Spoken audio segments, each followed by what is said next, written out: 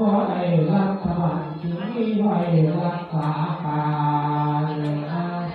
รักษาโบสถ์รักษาเพศรักษาประเทศทุกนิสถาน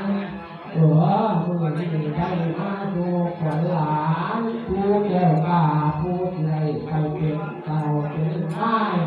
ให้ยืนมือสองมือนี้คือคนต่างเพียงใช้กำบังพวกพ่อแม่เห็นดีหลายน้ำลูกเก่าข้าพอ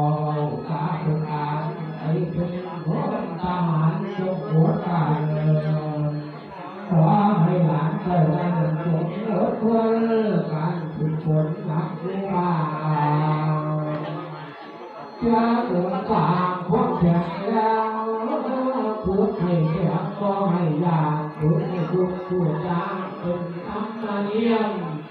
ผลทางหาเพียงให้เกิดเจ้าโอดการแล้วเพื่อถึงว่าโดนโจมลักอยู่ว่ามาแล้วที่ไหนจงรักษาความหมายไว้ไม่ใช่เจ้าหน้าใจความบอดีเรื่องลักหนีพอบอกเราแค่คอยเล่าทางของการพ่อตกขับเป็นทหารที่กล้าเสือเกิดบุญเจ้าถึงใจความเมตตาพาลุนทำเป็นเหตุเจ้าเป็นใจผูกเกศตัวเจ้าของเอ๋เจ้าได้เป็นทหารมาเห็นเป็นพอจอเจ้าเป็นใจฝากโลกฝากบอดให้คงช่วยที่เป็นผู้ที่อันลับเงียบเจ้าที่ได้เป็นหวดเกี่ยวทางอาหารตัวรักษาญาติพี่น้องผู้รักษาผัวแก่สาธาไทยรักษาอาชีพอะไรของข้ามาบัดนี้เพิ่งจึงได้ไปลาชนะ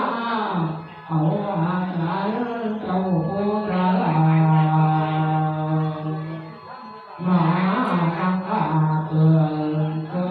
ฟัง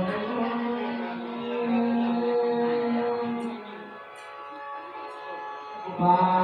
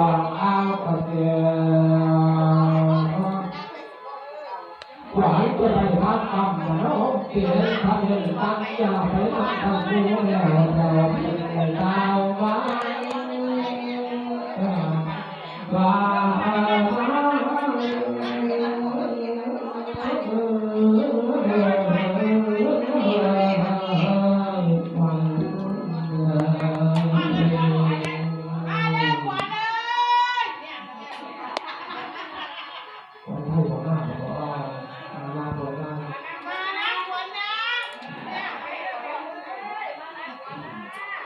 ควรจะไปทำกรรมพระองค์เสียงใครตายอย่าไปรักกันผู้แก้วแก้วคนเก่ามา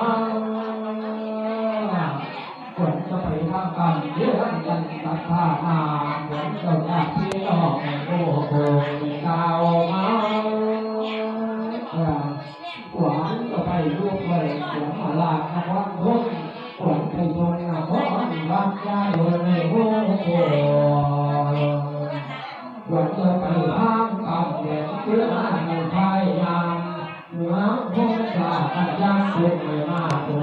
อยู่นะ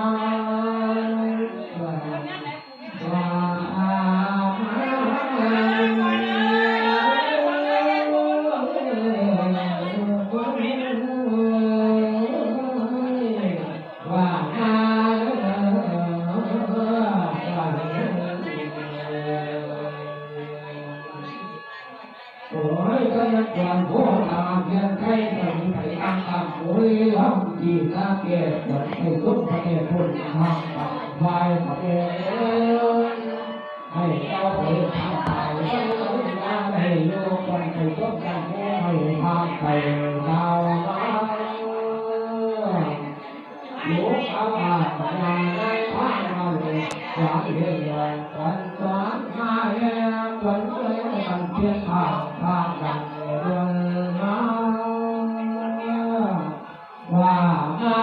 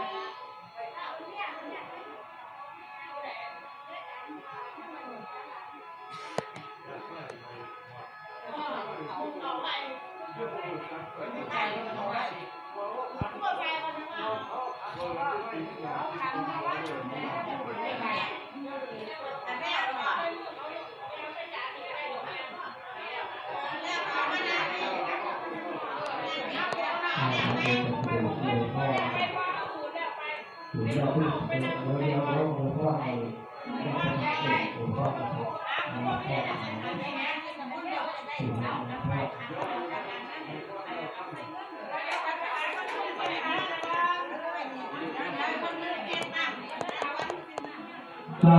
ธุสาธุเถิด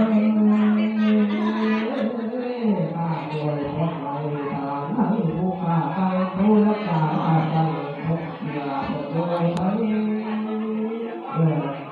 เกิดผลลัพธ์ผลอะไรอยู่น้อดูแลจุดที่อาการรอดที่เป็นใจให้เราไว้รักษาให้ร่างกายที่หายก็โทษบ้านตะโกนคนเคยลุกเรียป่าเกิดมาให้เราพัฒนาก็เอาเข้าพันเองอย่าหายก็ดูแลเราให้ใจเราเท่าบ้านทุกอย่างก็ให้เราทุกท่านเลยนะยังไม่เที่ยงกันเคยเรายังเอาทุกการเราทำถูกตามมาถูกการห้ามเราเราเปิดจุดลุ่มน้ำให้ทำให้เดียวกับผู้ที่มันได้เขาเห็นเป็น